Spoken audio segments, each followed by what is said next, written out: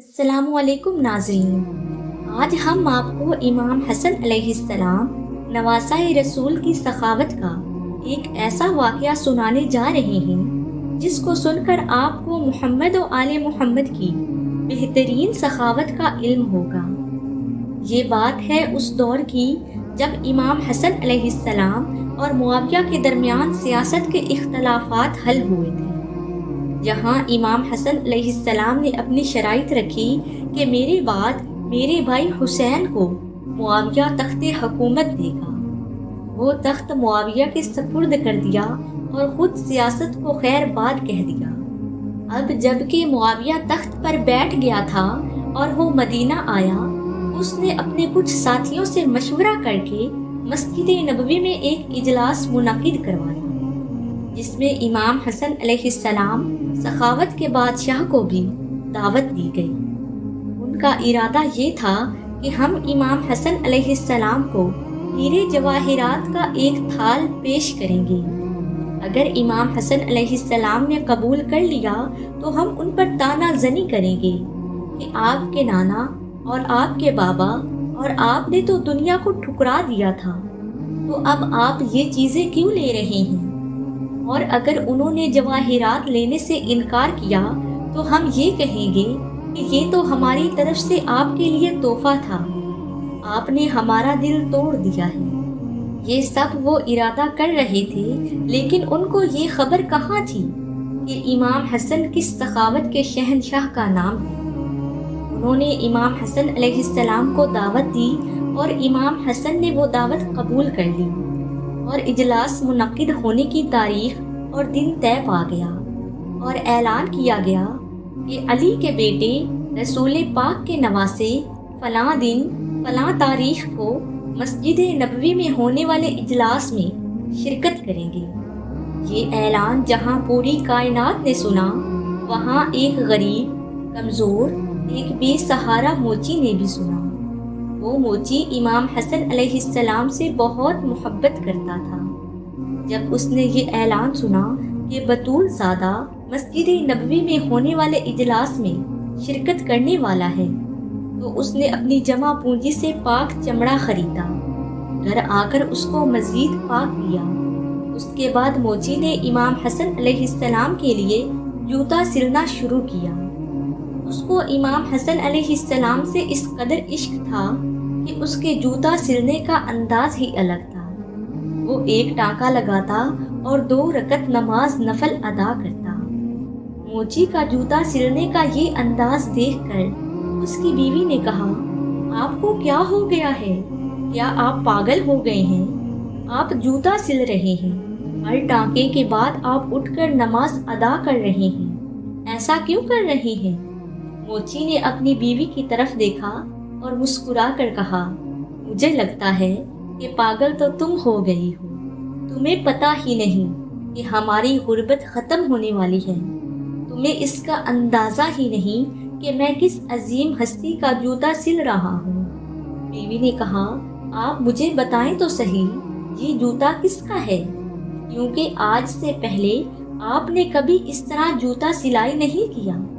اس وقت موچی نے کہا کہ یہ جوتا کسی عام شخصیت کا نہیں ہے، یہ جوتا بطول کے بیٹے کا ہے، یہ جوتا جنتی جوانوں کے سردار کا ہے، یہ جوتا اللہ کے رسول کے نواسے کا ہے۔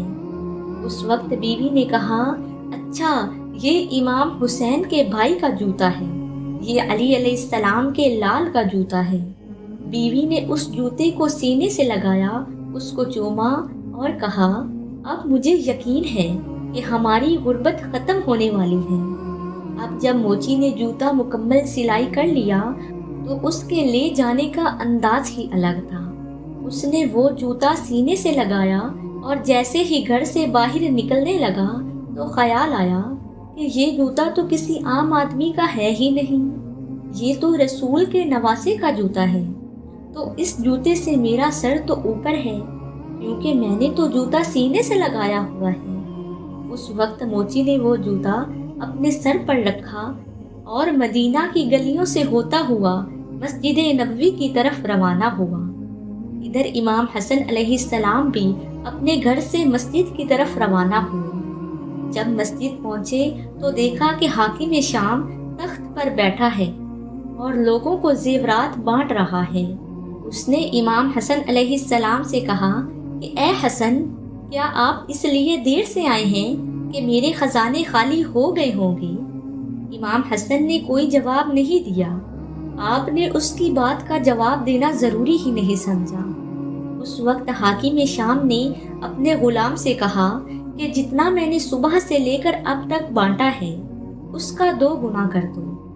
اس غلام نے تمام ہیرے جواہرات سب کچھ جمع کر دیا اور پھر حاکم شام نے اسے اشارہ کیا کہ یہ سب امام حسن کی خدمت میں پیش کرو۔ اس غلام نے ہیرے جواہرات سے بھرا ہوا تھال امام حسن کے قدموں میں رکھ دیا۔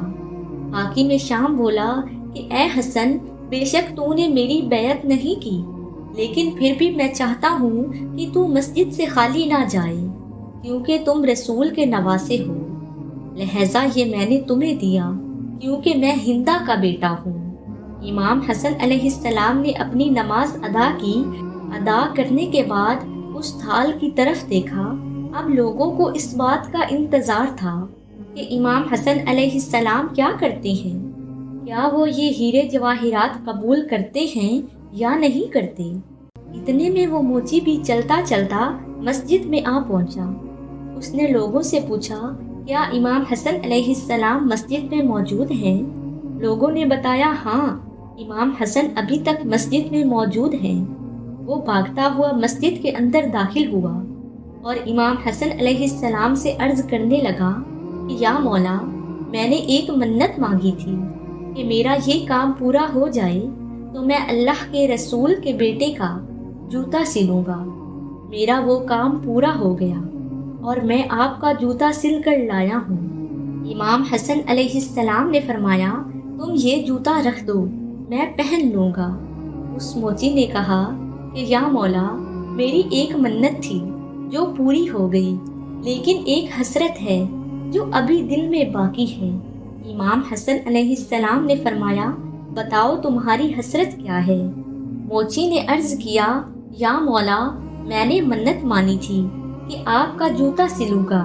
منت تو پوری ہو گئی، لیکن حسرت یہ ہے کہ میں یہ جوتا اپنے ہاتھوں سے آپ کو پہناؤں گا۔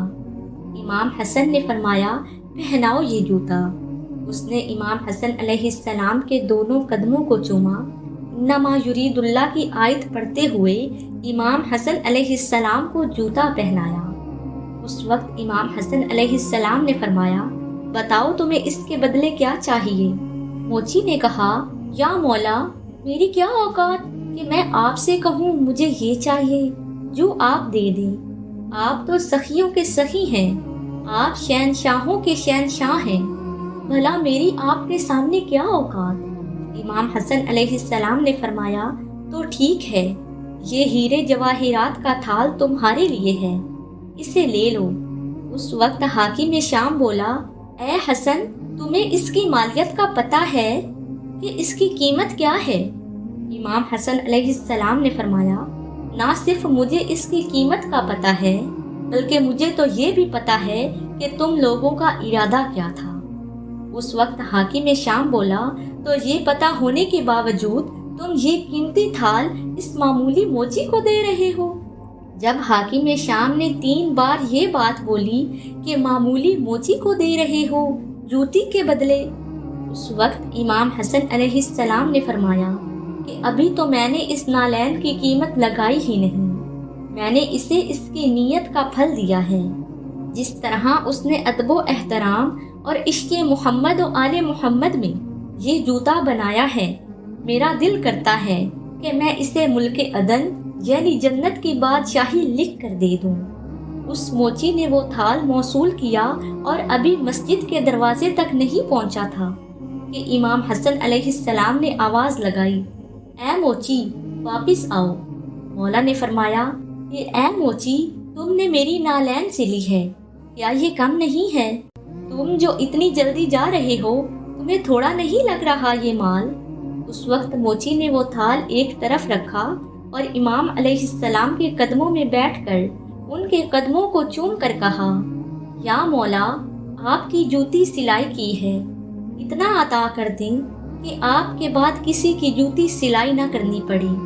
اور ساتھ ہی موچی عرض کرنے لگا کہ یا مولا، میری اوقات تو بہت تھوڑی ہے، میں تو اپنی اوقات کے مطابق مانگوں گا۔ آپ تو اللہ کے رسول کے نواسے ہیں، آپ کا تعلق تو اس گھر سے ہے جہاں سے آج تک کوئی خالی نہیں لوٹا۔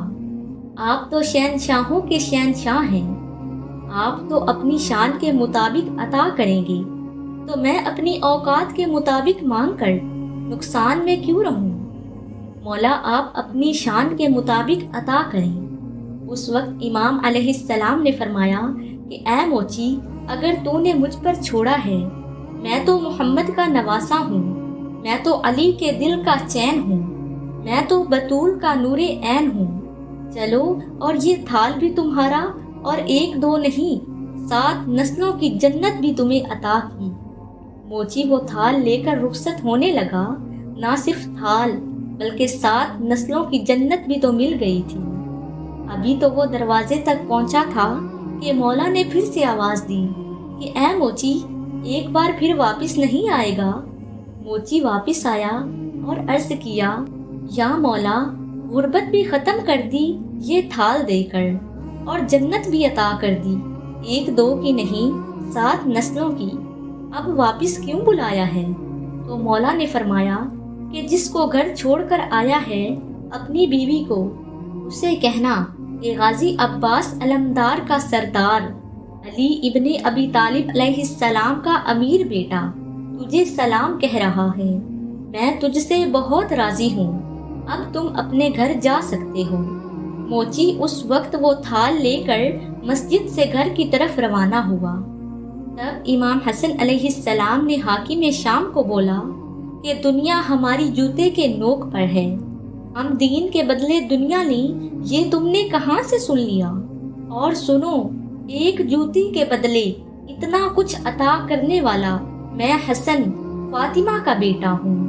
ادھر جب موچی اپنے گھر پہنچا تو دیکھا کہ بیوی دروازے پر کھڑی انتظار کر رہی ہے۔